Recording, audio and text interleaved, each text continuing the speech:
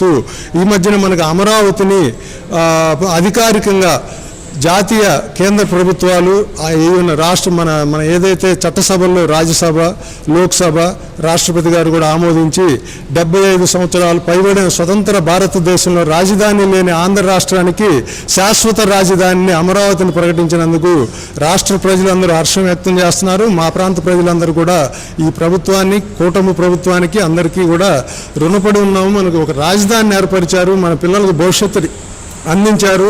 ఉపాధి కోసం, ఉద్యోగాల కోసం, వ్యాపారాల కోసం పొరుగు రాష్ట్రాలకి ఇతర ప్రాంతాలకి వలస వెళ్లకుండా బాధ తప్పించారు. వచ్చే దశాబ్దంలో ఒక అద్భుతమైన రాజధానిని మనం నిర్మాణం చేసుకొని దేశంలోని ఇతర రాష్ట్రాల ప్రజలు ఉపాధి కోసం మన అమరావతికి వచ్చి దేవతల రాజధానిగా గతంలో కొనియాడబడిన అమరావతి మరొకసారి ఆ వైభవాన్ని సంతరించుకొని దేశ ప్రజలందరి మనన పొందిద్దని, దేశం మన వైపు తిరిగి చూసే రోజులు తొందరలోనే ఉన్నాయని, ఐటీ రంగంలో వాళ్ళ క్వాంటం కావచ్చు, మనం ఇతర రంగాల్లో మనం ముందు చూపుతోటి అందరూ మన వైపు చూసేలాగా మార్గదర్శకులుగా మనం ఉండేలాగా మన చంద్రబాబు నాయుడు గారు రాష్ట్రాన్ని తీర్చిదిద్దుతున్న విధానం అభినందనీయం. మా అందరూ కూడా అదృష్టంగా మేము భావిస్తున్నాము.